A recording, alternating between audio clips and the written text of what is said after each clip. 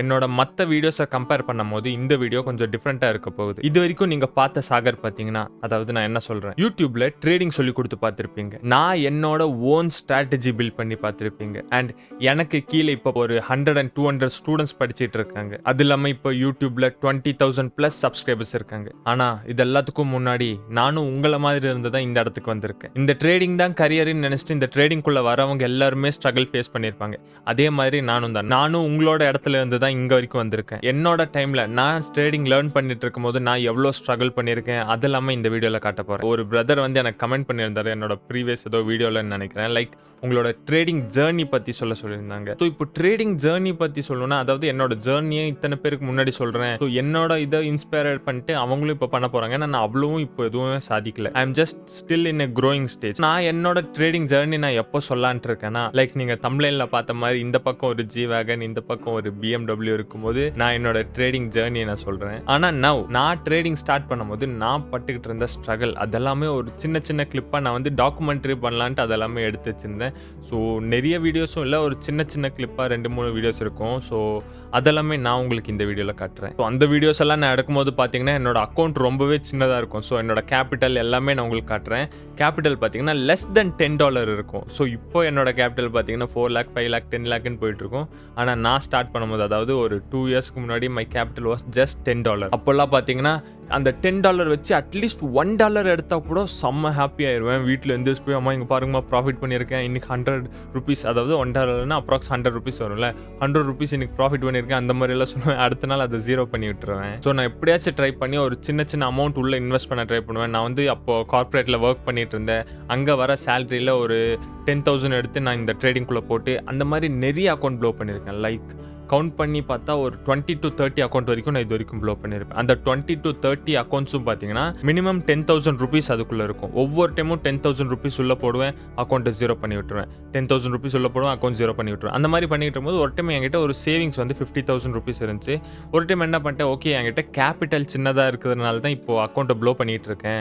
சரி கேபிட்டல் நம்ம அதிகம் பண்ணி பார்க்கலாமே, மேபி அப்போ நம்ம ப்ராஃபிட் வரலாம். லைக் கேபிட்டல் சின்னதாக இருக்கும்போது எனக்கு சின்ன சின்ன ப்ராஃபிட்டாக வந்துட்டு இருக்கு. சப்போஸ் பை சான்ஸ் நான் கேபிட்டல் இன்க்ரீஸ் பண்ணேன்னா எனக்கு ப்ராஃபிட் வரதும் அதிகமாக வரும் அப்படின்னு நினச்சிட்டு கேபிட்டல் இன்க்ரீஸ் பண்ணேன். Then I have added 50,000 to my account.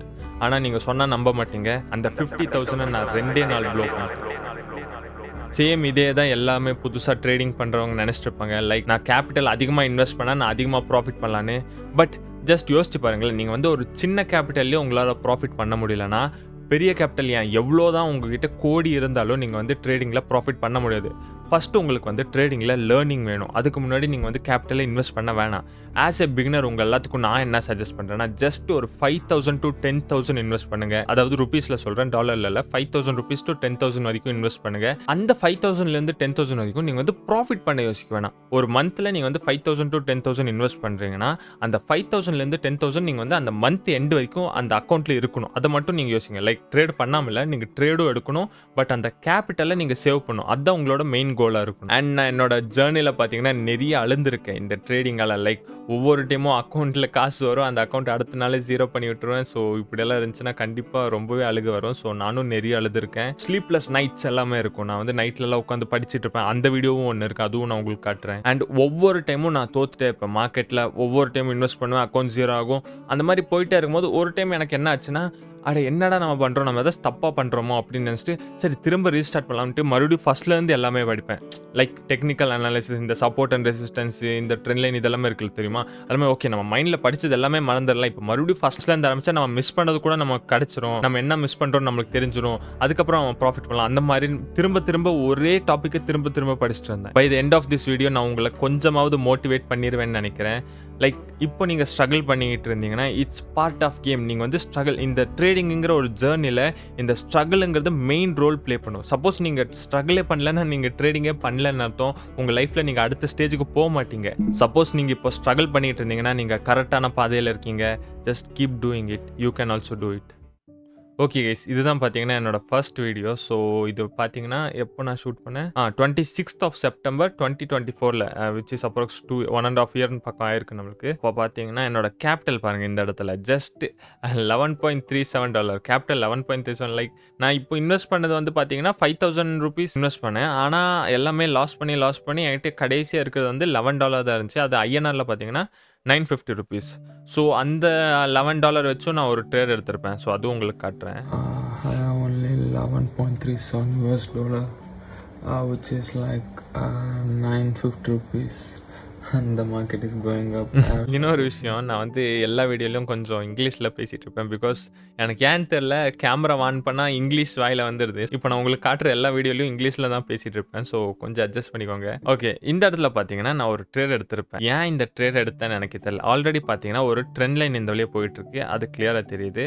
And market ஒவ்வொரு டைமும் lower high lower low. Okay, maybe like இந்த பிரேக் டவுன்னு நினச்சிட்டு நான் எடுத்திருப்பேன்னு நினைக்கிறேன். ஆனால் நான் எந்த இடத்துல ட்ரேட் எடுத்திருக்கேன்னு பாருங்கள். இந்த லோவில் நான் எடுத்ததுக்கப்புறம் மார்க்கெட் அப்படியே ரிவர்ஸ் போயிருக்கும். அது இல்லாமல் நான் அப்போல்லாம் பார்த்தீங்கன்னா RSI யூஸ் பண்ணிகிட்டு இருந்தேன். RSI அண்ட் இது EMI இண்டிகேட்டர் யூஸ் பண்ணிகிட்டு இருப்பேன். நான் எடுத்த பாயிண்ட்லேருந்து திரும்ப மார்க்கெட் ரிவர்ஸில் போயிட்டுருக்கு. ஸோ அப்போல்லாமே எனக்கு ஒரு மாதிரி ஃபீல் ஆகும். எப்படி தெரியுமா, நம்ம எடுக்கிற இடத்துல இருந்தால் மார்க்கெட் ஏன் ரிவர்ஸ் ஆகணும்? இந்த இடத்துல நான் வந்து செல் பண்ணியிருப்பேன், ஏன்னா மார்க்கெட் வந்து இது பிரேக் டவுன் கொடுத்துருக்குன்னு. ஆனால் மார்க்கெட் பார்த்தீங்கன்னா திரும்ப மேலே போயிருக்கு. அப்போ என் மைண்ட் செட் எப்படி இருக்கும்னா, சப்போஸ் நான் இந்த இடத்துல பை பண்ணியிருந்தேன்னா எனக்கு இந்த $16 ப்ராஃபிட்டில் கிடச்சிருக்குமே. நம்ம என்ன யோசிக்கிறோமோ அதுக்கு உள்டாவாக நம்ம பண்ணாலே நம்மளுக்கு ப்ராஃபிட் கிடச்சிரும். அந்த மாதிரி மைண்ட் செட் எல்லாமே எனக்கு இருந்துச்சு. பட் அந்த மாதிரி ட்ரேடிங் பண்ணக்கூடாது. பண்ணுற எல்லா ட்ரேடும் அப்படி தான். நான் எடுக்கிற இடத்துலேருந்து மார்க்கெட் ரிவர்ஸ் ஆயிரும். இப்போ சப்போஸ் இந்த இடத்துல நான் பை பண்ணுறேன்னா மார்க்கெட் கரெக்டாக நான் எடுக்கிற இடத்துலேருந்து செல்லிங் வந்துடும். சப்போஸ் இந்த இடத்துல நான் செல் பண்ணுறேன்னா நான் எடுக்கிற இடத்துலேருந்து பையிங் போயிடும். இந்த மாதிரியே மார்க்கெட் போயிட்டு இருந்துச்சு. So this is my trade. Market திரும்ப மேலே போய் என்னோட அக்கௌண்ட்டை கம்ப்ளீட்டாக லிக்விடேட் பண்ணிடும். ஓகே, இந்த ட்ரேடு என்னோட ட்ரேட் ஹிஸ்ட்ரியில் இப்போ நான் காட்டியிருக்கேன். அப்போ அந்த டைமில் என்னோட ட்ரேட்ஸ் எல்லாமே எப்படி இருக்குன்னு பாருங்கள். ஜஸ்ட் நீங்களே இப்போ இதுலேயே பார்க்கலாம். எனக்கு வந்து இப்போ ஒரு லாஸ் விழுந்துச்சு. அந்த லாஸ் எவ்வளோ? $26 எனக்கு லாஸ் பண்ணுறேன். இவ்வளோ பெரிய லாஸ் நான் எடுக்கிறேன். ஆனால் என்னோட டார்கெட் வந்துச்சுன்னா, அதாவது ப்ராஃபிட் நான் எடுத்து எவ்வளோ எடுக்கிறேன்? $1, 1.67, 1.8. அப்படியே சப்போஸ் இன்னொரு லாஸ் வந்தாலும் $6 லாஸ் எடுக்கிறேன். ஸோ இந்த மாதிரி தான் என்னோட ப்ராசஸ் அப்போ போயிட்டு இருந்துச்சு. என்னோட ஒரு டிசிப்ளின் இல்லை, ஒரு ரிஸ்க் மேனேஜ்மெண்ட் இல்லை. ப்ராஃபிட் வந்துச்சுன்னா டக்குன்னு ஆஃப் பண்ணிட வேண்டியது. எஸ்எல் வந்துச்சுன்னா உட்காந்து யோசிச்சுட்டு இருக்கிறது, ஓகே மார்க்கெட் இன்னும் வரும்ட்டு உட்காந்து யோசிச்சுட்டு இருப்பேன். அந்த மாதிரி பண்ணிட்டு இருக்கும்போது மார்க்கெட் இவ்வளோ பெரிய ஒரு எஸ்எல் கொடுத்துட்டு போயிடும் நம்மளுக்கு. அண்ட் இந்த இடத்துல பார்த்தீங்கன்னா நான் என்னோட கேபிட்டலும் காட்டுறேன். ஸோ கேபிட்டல் பார்த்தீங்கன்னா 0 ஆயிடுச்சு. So this was my first video. So எனக்கு தெரியும் இந்த அக்கௌண்ட் 0 ஆக போகுதுன்னு. ஓகே, இப்போ பார்த்தீங்கன்னா அதே செகண்ட் வீடியோ. ஸோ இந்த வீடியோ நான் எப்போ ஷூட் பண்ணேன்னு பார்த்தீங்கன்னா 19 அக்டோபர் 2024, அதாவது செப்டம்பர். அந்த வீடியோக்கு ஒரு மந்த்துக்கு அப்புறம் இந்த வீடியோ ஷூட் பண்ணியிருந்தேன். ஸோ இந்த வீடியோவில் எனக்கு என்ன நடக்குதுன்னு பார்க்கலாம். ஃபர்ஸ்ட் ஆஃப் ஆல் இந்த இடத்துல நீங்கள் பார்த்தீங்கன்னா ஒரு டேப் தெரியுது. ஏன் நான் லேப்டாப்பில் பண்ணலன்னா, என்னோட லேப்டாப் சம்திங் ரிப்பேரோ ஏதோ ஆயிடுச்சு. ஸோ நான் என்னோட லேப்டாப்பில் பண்ண முடியல. So I was going with this tab. இந்த டேப் பார்த்தீங்கன்னா இது என்னோட டேப்ல. இது வந்து நான் ஒர்க் பண்ணிட்டு இருக்கும்போது எனக்கு ஒர்க்குக்காக கொடுத்த டேப். நான் வந்து எங்கே ஒர்க் பண்ணிட்டு இருந்தேன்னு பார்த்தீங்கன்னா, இது வரைக்கும் நான் யார்கிட்டயும் சொல்லதில்லை. நான் வந்து அக்சென்சரில் ஒர்க் பண்ணிட்டு இருந்தேன். அக்சென்சரில் ஒரு ப்ராஜெக்ட். எந்த ப்ராஜெக்ட்னு பார்த்தீங்கன்னா டிஸ்னிங்கிற ப்ராஜெக்ட்டில் ஒர்க் பண்ணிட்டு இருந்தேன். நீங்கள் வந்து குரோமில் ஜஸ்ட் போய் சர்ச் பண்ணி பாருங்க. அந்த டிஸ்னி ஸ்டோர்ன்ட்டு ஒன்று இருக்கும். அந்த டிஸ்னி ஸ்டோரில் ஒர்க் பண்ணிட்டு இருந்தேன். அது வந்து எங்களோட ப்ராஜெக்ட். ஸோ அந்த ஸ்டோரில் உள்ள போய் பார்த்தீங்கன்னா உங்களுக்கு ஒரு இமேஜஸ், இந்த ப்ராடக்ட்ஸ் எல்லாமே இருக்கும். அதெல்லாமே பில்ட் பண்ணி டெஸ்ட் பண்ணது எல்லாமே நான் அண்ட் என்னோட டீம் நாங்கள் எல்லாருமே தான் பண்ணிட்டு இருந்தோம். ஒன்ஸ் நாங்கள் பில்ட் பண்ணதுக்கப்புறம் அது டேப்ல எல்லாம் எப்படி ஒர்க் ஆகும் அதுக்காக தான் இந்த டேப் கொடுத்துருந்தாங்க. எனக்கு என்னென்ன ப்ராடக்ட் கொடுத்தாங்கன்னு பார்த்தீங்கன்னா, ஒரு மேக் கொடுத்துருந்தாங்க, ஒரு டேபு இல்லை 2 டேபு, ஒரு ஐ டேபு அண்ட் ஒரு நார்மல் சாம்சங் டேப் கொடுத்துருந்தாங்க, அண்ட் ஒரு ஐஃபோன் அண்ட் ஒரு சாம்சங் ஃபோன் கொடுத்துருந்தாங்க. ஸோ மீதி எல்லாமே நான் ஒர்க்குக்கு வச்சிருந்தேன். அண்ட் இது வந்து பார்த்தீங்கன்னா சாம்சங் டேப். இது நல்லாவே இருந்துச்சுன்ட்டு ஸோ இதை எடுத்து நான் என்னோட ட்ரேடிங் யூஸ் பண்ணிட்டு இருந்தேன். அப்போ ஸோ நான் லேர்ன் பண்ணுறது எல்லாமே இந்த டேப்ல தான் லேர்ன் பண்ணிட்டு இருந்தேன். ஸோ இந்த ட்ரேடில் நான் என்ன பண்ணியிருக்கேன்னு பார்க்கலாம். ஃபர்ஸ்ட் திங், இந்த இடத்துல பார்த்தீங்கன்னா நான் பை பண்ணியிருக்கேன். பை பண்ணும்போது என்ன பண்ணியிருக்கேன், ஃபஸ்ட்டு மார்க்கெட்டில் வந்து ஒரு ட்ரெண்ட் லைன் கிரியேட் பண்ணியிருக்கேன். பட் இது எதில் நான் ட்ரேட் எடுத்திருக்கேன்?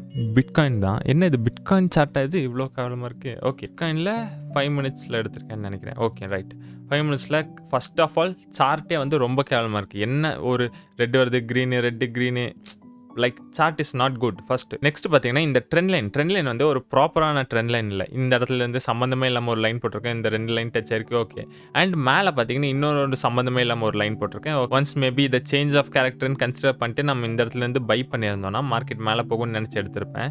ஸோ இதில் பார்க்கலாம் நான் வீடியோவில் என்ன சொல்லியிருக்கேன். Okay, here you see. Let me show me my capital first. Okay. இதுல என்னோட கேப்பிட்டல் பார்த்தீங்கன்னா $16 இருக்கு. மறுபடியும் லைக் இன்வெஸ்ட் பண்ணியிருப்பேன். ரீஇன்வெஸ்ட் பண்ணி மறுபடியும் ஒரு ட்ரேட் எடுத்திருப்பேன். $16 என்னோட கேப்பிட்டல் இருக்கு. ஸோ அது இந்தியன் ரூபீஸ் படி பார்த்தீங்கன்னா 1400ன்னு வச்சுக்கலாம். அரவுண்ட் 1400 என்னோட கேப்பிட்டல். அப்புறம் பார்த்தீங்கன்னா என்னோட ட்ரேட் ஹிஸ்டரி காட்டியிருப்பேன். சேம் இதுலயும் அதே பாருங்க. ஃபர்ஸ்ட் வந்து 1.80 லாஸ் ஆயிருக்கு. ஓகே. நெக்ஸ்ட் பார்த்தீங்கன்னா $7 லாஸ். என்கிட்ட இருக்கிற கேப்பிட்டலே 1000 2000 தான் இருந்துச்சு. அதுலயும் நான் வந்து $7 நான் மைனஸ் பண்ணியிருக்கேன். இன்னொன்னு பார்த்தீங்கன்னா $7. ஸோ 177 அகைன் $3 $1 நடுவுல ஒரு ப்ராஃபிட் வந்துச்சு 1 2 இருங்க அங்க. I lost all my capital. இந்த இடத்துல பார்த்தீங்கன்னா கொஞ்சம் ப்ராஃபிட் வந்திருக்கு. மேலே 7711 மைனஸ் பண்ணியிருக்கேன். இது வந்து பிரேக் ஈவன்ல க்ளோஸ் பண்ணியிருக்கேன்னு வச்சுக்கலாம். 0.65 பிரேக் ஈவன் வச்சுக்கலாம். இது பார்த்தீங்கன்னா ஓகே ஒரு நல்ல ட்ரேடாக எடுத்திருப்பேன்னு நினைக்கிறேன். $6.63 நான் ப்ராஃபிட் பண்ணியிருக்கேன். நைஸ். அண்ட் நெக்ஸ்ட் $3 3.4 இதுவும் ஓகே கன்சிடர் பண்ணிக்கலாம். ஏன்னா ப்ரீவியஸாக $1 $2 அப்படி எடுத்திருக்கோம். நம்ம வந்து அந்த $7 எடுத்தது தான் டிசிப்ளின் இல்லாமல் எடுத்த ட்ரேடாக இருக்கும். ஆனால் திஸ் ஐ வில் கன்சிடர் சே ஓகேயான ட்ரேடாக நான் கன்சிடர் பண்ணுறேன். ஸோ இந்த வீடியோஸில் நீங்கள் பார்த்துருப்பீங்க என்னோட ப்ராஃபிட் எல்லாமே பார்த்தீங்கன்னா ஜஸ்ட் ஒரு மேக்ஸிமம் என்னோட ஹையஸ்ட் ப்ராஃபிட்டே $6 இருந்திருக்கும். ஸோ அதுக்கெல்லாம் நான் ரொம்பவே சந்தோஷப்பட்டிருப்பேன். அண்ட் ஒரு டாலருக்கும் நான் ப்ராஃபிட் வந்துச்சுன்னா அவ்வளோ சந்தோஷப்பட்டிருப்பேன். பட் சேம் டைம் இப்போ நான் என்னோட அக்கௌண்ட்டை நான் உங்களுக்கு காட்டுறேன். நான் ரீசெண்டாக எடுத்த ஒரு 2-3 டேஸோட ட்ரேட்ஸ் நான் உங்களுக்கு காட்டுறேன். Okay let's start with March 3rd நான் ஒரு ட்ரேட் எடுத்திருப்பேன் விச் இஸ் $189. அண்ட் அதே மார்ச் 4th நான் ஒரு ட்ரேட் எடுத்திருப்பேன் விச் இஸ் $147. நேற்று இன்னைக்கு ரெண்டு பார்த்தீங்கன்னா 45-35 which is break even. So இந்த இடத்துல பார்த்தீங்கன்னா 189 147 இதெல்லாமே பார்த்தீங்கன்னா அப்ராக்ஸ் ஒரு 10,000 15,000 20,000 என்னோட ஒரு டெய்லி ப்ராஃபிட்டே பார்த்தீங்கன்னா 15,000 அப்ராக்ஸ் இருக்கு. எஸ்டர்டே அண்ட் டுடே 2 நாள் எனக்கு வந்து ஒரு பிரேக் ஈவன் ஒரு 35-45ல நான் வந்து க்ளோஸ் பண்ணியிருக்கேன். எனக்கு அவ்வளோ இதுவே பார்த்தீங்கன்னா நான் பிரேக் ஈவன் சொல்லிட்டு இருக்கேன் விச் இஸ் $35 and $45 நீங்கள் இந்தியன் மணியில் கன்வெர்ட் பண்ணி பார்த்தீங்கன்னா 3,000 4,000 அப்ராக்ஸ் வரும். ஸோ 3,000 4,000 எனக்கு வந்து இப்போ பிரேக் ஈவனாக இருக்குது. பட் அந்த டைமில் நான் வந்து லேர்ன் பண்ணிட்டு இருக்கும் போது எனக்கு வந்து ஒரு டாலரும் பார்த்தீங்கன்னா அவ்வளோ பெரிய ப்ராஃபிட்டாக நான் கன்சிடர் பண்ணுவேன். So life is so unpredictable guys. Suppose நீங்கள் இப்போ வந்து ஸ்ட்ரகிள் பண்ணிட்டு இருக்கீங்க, நீங்கள் வந்து ஜஸ்ட் $1 $2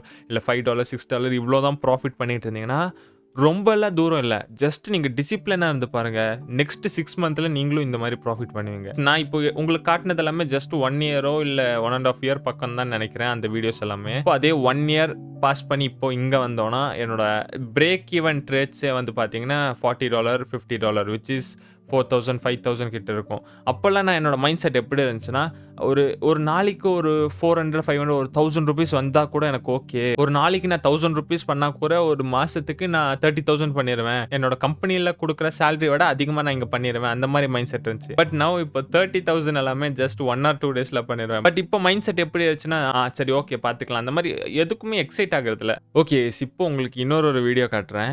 இது பார்த்தீங்கன்னா நான் எப்போ எடுத்தேன் 12 March 2025 நான் எடுத்திருந்தேன் இந்த வீடியோ.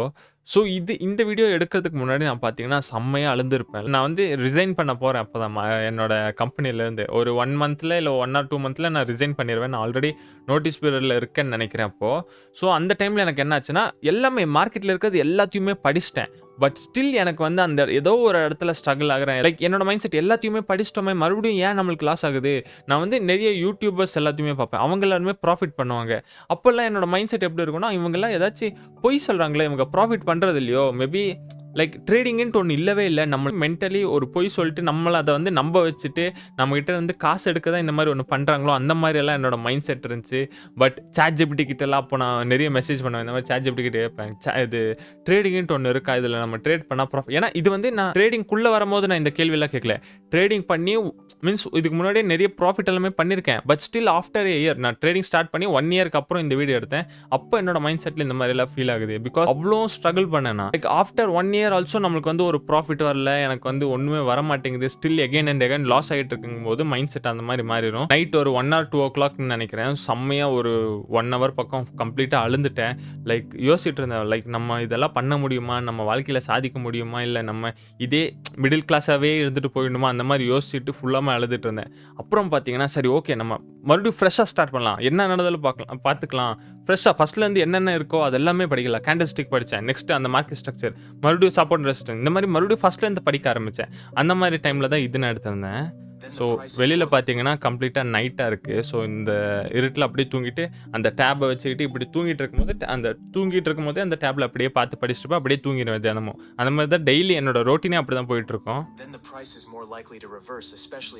இந்த இடத்துல இப்போ நான் என்ன படிச்சுட்டு இருக்கேன்னா மார்க்கெட் ஸ்ட்ரக்சர் படிச்சுட்டு இருக்கேன். இந்த இடத்துல பாருங்கள், break of structure, change of character, இதெல்லாமே இப்போ தான் படிச்சுட்டு இருக்கேன். இந்த இடத்துல பாருங்க. ஓகே, இப்போ டைம் பார்த்தீங்கன்னா கரெக்டாக 1:30 ஆகுது. அது இல்லாமல் 12th ஆஃப் மார்ச் இது 2025 வித்தின் 6 மந்த்தா இல்லை, கரெக்டாக 1 இயருக்கு முன்னாடி இது எடுத்தது. 1 இயருக்கு முன்னாடி இந்த மாதிரி ஒரு ஸ்டேஜில் தான் நானும் இருந்தேன். So again and again restart பண்ணிட்டு இருந்தேன். சரி ஓகே பார்த்துக்கலாம், அந்த மாதிரி மைண்ட் செட்டே அந்த மாதிரி மாறிடுச்சு. வாடா பார்த்துக்கலாம் அந்த மாதிரி இருந்தேன். கொஞ்ச நேரம் யோசிப்பேன், என்னடா கடவுளுன்ட்டு ஒருத்தர் இருக்காரா இல்லையா, அவர் நம்ம இவ்வளோ அழுகுறோம் இதை பார்த்து வந்து ஹெல்ப் பண்ண மாட்டாரா, அந்த மாதிரி எல்லாமும் யோசிச்சுட்டு இருந்தேன். இப்போ எல்லாமே பார்த்தீங்கன்னா கடவுளில் நம்பிக்கை இல்லை. அதுதான் சொன்னேன், ஒன்ஸ் ட்ரேடிங்குள்ளே வந்தீங்கன்னா நீங்கள் அது உங்களை கம்ப்ளீட்டாகவே மாற்றிடும். ஸோ இப்போ உங்களுக்கு புரியாது, கொஞ்சம் டைம் ஆனால் புரியும். பிகாஸ் ட்ரேடிங்க்கும் கடவுளுக்கும் சம்மந்தமே இல்லை. பட் அப்போல்லாம் நான் அப்படி யோசிச்சுட்டு இருந்தேன், கடவுளுன்ட்டு ஒருத்தர் இருக்காரா இல்லையா, அவர் நம்மளுக்கு இவ்வளோ அழுகுறோமே வந்து ஹெல்ப் பண்ண மாட்டாரா அப்படின்னு யோசிச்சுட்டு இருந்தேன்.